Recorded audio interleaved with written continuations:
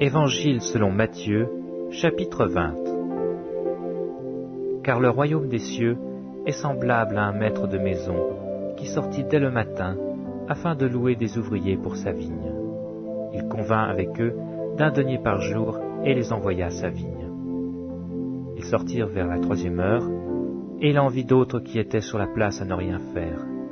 Il leur dit, « Allez aussi à ma vigne, et je vous donnerai ce qui sera raisonnable. » Et ils y allèrent. Il sortit de nouveau vers la 6e heure, et vers la 9e, et il fit de même. Étant sorti vers la 11e heure, il en trouva d'autres qui étaient sur la place, et il leur dit, « Pourquoi vous tenez-vous ici toute la journée sans rien faire ?» Ils lui répondirent, « C'est que personne ne nous a loués. »« Allez aussi à ma vigne, leur dit-il. » Quand le soir fut venu, le maître de la vigne dit à son intendant, « Appelle les ouvriers, et paie-leur leur salaire, en allant des derniers aux premiers. » Ceux de la 11e heure vinrent et reçurent chacun 1 denier. Les premiers vinrent ensuite, croyant recevoir davantage, mais ils reçurent aussi chacun 1 denier.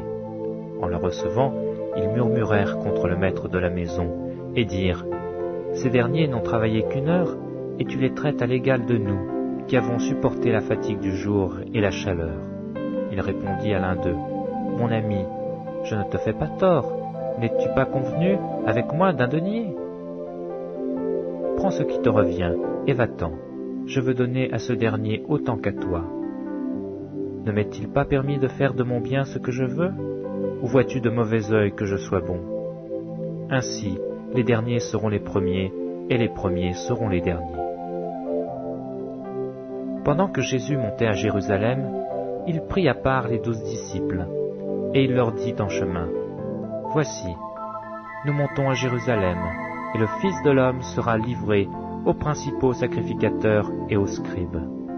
Ils le condamneront à mort, et ils le livreront aux païens, pour qu'ils se moquent de lui, le battent de verge et le crucifient. Et le 3e jour, il ressuscitera. » Alors la mère des fils de Zébédée s'approcha de Jésus avec ses fils et se prosterna pour lui faire une demande. Il lui dit, « Que veux-tu ? Ordonne, lui dit-elle, que mes 2 fils que voici soient assis dans ton royaume, l'un à ta droite et l'autre à ta gauche. » Jésus répondit, « Vous ne savez ce que vous demandez.